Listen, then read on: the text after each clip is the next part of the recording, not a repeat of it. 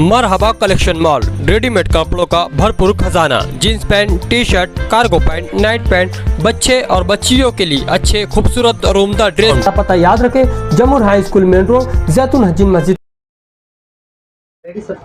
पिछले दिनों नितेश राणे जो वक्तन फवक्तन मालेगांव को बदनाम करने की कोशिश करते हैं, उन्होंने एक ऐसा बयान दिया जिसका कोई सर पैर ही नहीं था। बिजली चोरी के मामले में कोलकाता कंपनी के सीईओ ने जो बयान दिया वो बिल्कुल बेबुनियाद था, मगर उस बयान का सहारा लेकर उन्होंने ये कहा कि मालेगांव शहर में जो बिजली चोरी हो रही है, उस चोरी से जो पैसा बचाया जा रहा है वो जिहादियों को ट्रेन करने के लिए इस्तेमाल किया जाता है, और उसकी अलग अलग मिसालें दी जो कि बिल्कुल बेबुनियाद बात है। ये वही मालेगांव शहर है जिसने कोरोना के वक्त अपने सारे दरवाज़े गैर मुस्लिम जो हमारे हिंदू भाई हैं उनके लिए खोल दिया था। उस वक्त ऐसे हालात थे कि कोई भी शहर या कोई महल्ला भी दूसरी जगह से आने वाले आदमी को या मरीज़ को लेने के लिए तैयार नहीं था। ये हमारा शहर था जिसने सबका इस्तकबाल किया, और मालेगांव शहर के मुस्लिम लोगों ने जो रमज़ान महीना लगा उस वक्त उनकी सेवाएं की, खिदमत की, और हमारे डॉक्टर्स ने उनका इलाज किया। हम कहीं डरे नहीं। तो ऐसा शहर हमारा जो आज़ादी के वक्त से ब्रिटिश गवर्नमेंट से लड़ता रहा, जब कोई मुसीबत आती है आसपास तो हमारा शहर सबसे पहले खड़ा होता है। ऐसे शहर की बदनामी यानी जो नितेश राणे ने की, हमने उसकी कंप्लेन के लिए सिटी पुलिस स्टेशन में एक अरीजा दिया था, मगर कंप्लेन हुई नहीं।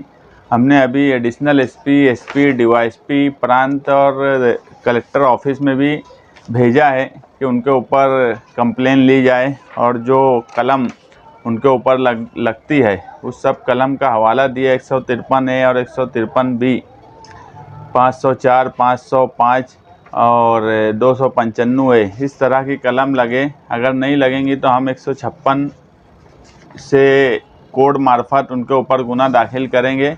उसी की एक कड़ी आगे हमारे एडवोकेट अजीम खान की तरफ से हमने एक नोटिस भेजा है नितेश नारायण राणे को उनके एड्रेस पर, और वो डिफेमेशन का नोटिस है कि वो जो बयान दिए हैं उसके लिए माफ़ी मांगे, और न्यूज़ चैनल पर आकर या मालेगांव के यूट्यूब चैनल को बुलाकर कि उन्होंने जो बयान दिया वो गलत है और जिससे बदनामी हुई है उसके लिए माफ़ी मांगे। अगर 8 दिनों में उन्होंने इस पर माफ़ी नहीं मांगी तो फिर कानूनी तौर पे हम एक डिफेमेशन का भी केस दाखिल करेंगे, और उनको मालेगांव कोर्ट में आकर जवाब देना पड़ेगा कि इस तरह का बार बार मालेगांव शहर को बदनाम करना, ख़ास तौर से ऐसा शहर जो 80% मुस्लिम पॉपुलेशन का है, पावरलूम का मरकज़ है, जहाँ पर हमेशा कोई ना कोई इस तरह का कामकाज होता है जिससे मुल्क में कौमी यकजहती होती है। मैं एक मिसाल दिया कोरोना की, ऐसी कई मिसालें मिलेंगी कि ये मालेगांव शहर हिम्मत वालों का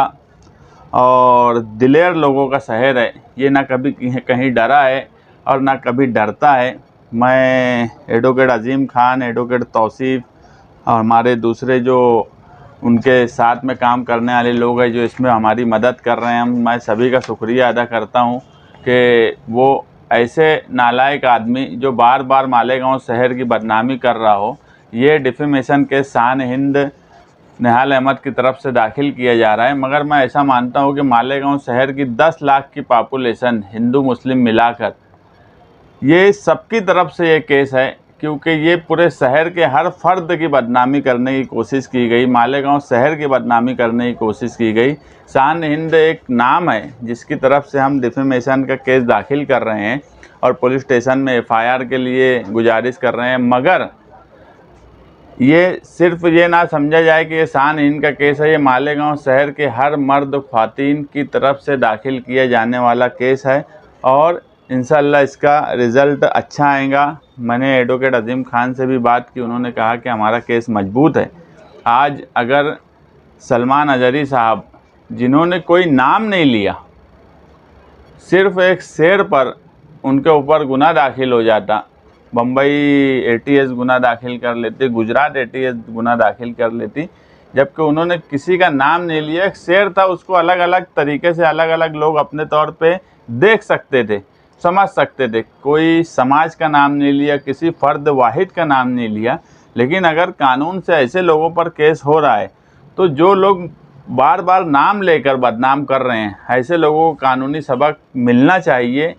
यही हमारा मंशा है कि कानून का इस्तेमाल हमेशा जो कानून के ख़िलाफ़ बात करते हैं उनके ख़िलाफ़ होना चाहिए, ना कि जो कानून को मानते हैं, कानून को जानते हैं, उनके ख़िलाफ़ ना हो। इसकी हमारी कोशिश हमेशा रहेगी। और ये केस इंशाअल्लाह मालेगांव शहर की जो बदनामी कर रहे हैं उनको मुंह तोड़ जवाब देगा। मैं तो उसी धारा के तहत उन पर भी गुनाह दाखिल हो सकता है। वो भी कोई यहाँ जो संजय राउत पे हुआ या सुषमा अंधारे पे हुआ, ये यहीं की कोर्ट में हुआ। और हम अजीम खान साहब ने वो जो संजय राउत पर जो गुनाह दाखिल हुआ और उस पर कुछ हाई कोर्ट की का भी कुछ ऑर्डर आया है, तो वो सब डॉक्यूमेंट निकाले हैं। हम भी उन्हीं के पास जा रहे हैं कि एक, अगर आपकी बात बराबर है कि एक अगर पर्सनल एक आदमी के ऊपर अगर कोई बात बोली जाती तो डिफेमेशन हो सकता। तो मैं अभी बोलने में खुद बोला कि ये शान-ए-हिंद एक दाखिल कर रही है, मगर ये पूरे शहर के बारे में बोला गया है। ये मालेगांव शहर की 10 लाख लोगों की तरफ से मैं मानता हूँ कि ये केस दाखिल किया जा रहा है, क्योंकि ये 10 लाख लोगों की आवाज़ है। और अगर उनका दाखिल हुआ है तो हमारा भी दाखिल होगा। देखिए, कनकौली के जो एमएलए है नीतीश राणे साहब, पहले जो महसूल मंत्री थे और शिवसेना के चीफ मंत्री थे, नारायण राणे उनके फर्जंद है। कनकौली के एमएलए है जो इनका ताल्लुक बीजेपी से है। मालेगांव से कोई ताल्लुक़ नहीं, ना मालेगांव की कॉन्स्टिट्यूशन में कभी खड़े हुए हैं। लेकिन जो ये माहौल चल रहा है इनटॉलरेशन का और बीजेपी का, हिंदुत्ववादी जो कट्टरपंथी, तो उन्होंने मालेगांव के ताल्लुक से बहुत ज़्यादा नाजेबा हरकत और कलमात अदा किए। इससे पहले मालेगांव में आए थे, एमएसजे कॉलेज में एक प्रोग्राम था। अनिश कुट्टी बोल के पुणे के एक रहनुमा है जो बहुत अच्छा काम करते हैं, बच्चों को कैसा नेवी में आईएएस की आईपीएस की ट्रेनिंग देते हैं। वो ट्रेनिंग का प्रोग्राम रखा गया था। उस वक्त भी उन्होंने आके ये बिला वजह इल्ज़ामात लगाए कि हिंदू लोगों को मुसलमान बनाए। पुलिस ने मिनिस्टर के और उनके कहने पे ऑफेंस रजिस्टर किया था, कुछ लोग अरेस्ट भी हुए थे। खैर वो मामला अलग था। उस वक्त भी उन्होंने काफ़ी ज़हर अफसानी की। किला में एक झोपड़पट्टी है, जो किले का किला है, उसमें मालेगांव एजुकेशन सोसाइटी की एक बहुत बड़ी स्कूल भी चलती है और पहले से है। उसके बारे में लोक आयुक्त ने ऑर्डर दिए कि इन लोगों के वहीं रखा जाए, या इनका अगर इनको हटाना है तो इसका कोई नेमूल बदले जगह देने के बाद ही करना चाहिए। आज जो 70 साल से इन लोगों के मकानात थे, वहाँ आकर भी उन्होंने ये जिहादी लोग बस रहे हैं, मुसलमान वो कर रहे हैं, ऐसा काफ़ी बोले थे।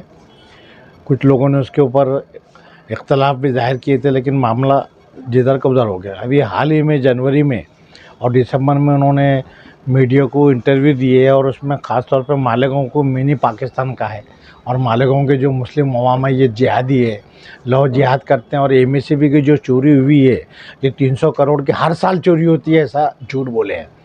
जबकि जो स्टैटिक आया है 300 करोड़ की जो चोरी बता रही है, पूरे मालेगांव शहर की है, जिसमें आउटर भी है, इनर भी है, दोनों कॉन्स्टिट्यूंसी रहती। 80% मुस्लिम जो है वो सेंट्रल में रहते हैं और आउटर में भी है।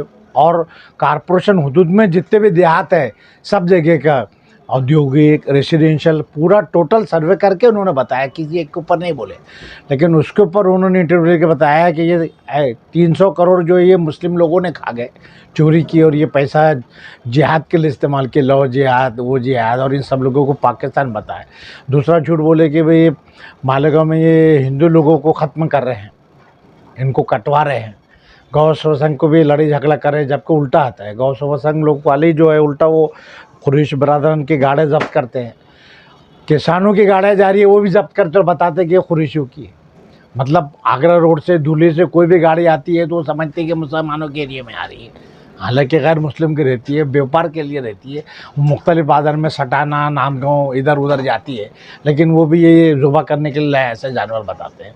ऐसे सब बातें उसने की है और मालेगांव शहर की बेइज्जती की है, मुसलमानों की बदनामी की है। इसलिए हमारे शहर के सोशल एक्टिविस्ट शान-ए-हिंद निहाल अहमद और भी कोई दूसरे भी सियासी लोग ये सभी कर रहे हैं, तो हमने पेशगोई करके पुलिस कंप्लेंट भी दाखिल की है। पुलिस एसपी को उनको भी मेमोरेंडम दिया है कि भाई ये जो नीतीश राणे ने जो कुछ बोला है मीडिया के ऊपर, ये खुल्लम खुल्ला मजहबी जज्बात को ठेस पहुंचाता है, हिंदू मुस्लिम में तफरका पैदा करता है, मुस्लिम कौम की बदनामी करता है, ख़ासतौर पे मालिकों के मुस्लिम की बदनामी की है। इसलिए 153A, 295A, 504 और भी जो दूसरे ताज़ीरात दफ़ाइन की जो दफ़ात है उसके तहत मुकदमा दायर किया जाए। कंसर्न PI पुलिस स्टेशन को भी अर्जी दी गई है, SP और एडिशनल SP को भी दी है। हम लोग इंतज़ार कर रहे हैं कि देखिए पुलिस क्या लेती है। अगर पुलिस को इसके ऊपर कदम नहीं उठाएगी तो हम अदालत से रुजू होगी। इसके अलावा मुस्लिम कौम की जो बदनामी की है मालिकों, इसलिए हमने डिफेमेशन की नोटिस भी दी है और उनसे माफ़ी मांगने के लिए कहा है कि वो अलल ऐलान जैसा उन्होंने मीडिया के सोशल मीडिया के सामने इंटरव्यू देके कहा है वैसे इंटरव्यू देके मालिकों के मुस्लिम से माफ़ी मांगे और आइंदा से ऐसे कोई हरकत नहीं करेंगे उसके गारंटी देवे, वरना उनके ऊपर भी हम दीवानी और फौजदारी अबरू नुकसानी का भी उनके ऊपर मुकदमा दायर करने वाले। और उसके लिए मालिकों के तमाम तंजीमों ने एक तरफा तय किया है और शुरुआत हमने कर चुके हैं। सोशल एक्टिविटीज़ या और जो भी मालिकों के लोग रहेंगे उनके तरफ से हम मुख्तलिफ मुकदमा दाखिल करेंगे। और उसकी वजह ये कि आप देख सकते हैं अभी एक सूरत के एक मौलाना ने सिर्फ कुत्ता कहा, उसके ऊपर ATS ने उनको एक्शन लिया और अरेस्ट कर लिया है, जबकि ये अलल ऐलान मुसलमानों के ख़िलाफ़ बोलता है और हुकूमत को इसके ऊपर कदम नहीं उठाती। मालिकों में मुस्लिम रहते तो मुस्लिम की बदनामी हुई चाहिए ना, दोनों चीज़ें आती है। मालिकों को तो उसने कहा कि जिहादी है बोल के और फिर मुसलमान भी पूरे, तो ये किसी तरह पूरे भारत के मुसलमानों को बदनाम कर रहे हैं और ख़ासतौर पे मालिकों को टारगेट किया है। वरना नीतीश राणे कभी मालिकों आए नहीं गए नहीं, एक बार उसका क्या ताल्लुक ना, यहाँ क्या MLA है वो। लेकिन ये एक तरह की साजिश है वो, और साजिश के तहत पे वो कर रहे हैं। दादा भूसे भी हमारे वहाँ के मंत्री वो खामोश बैठे, उनका काम तो उसको डांटना चाहिए, मर चुके BJP के साथ है इसलिए भी वो खामोश बैठे।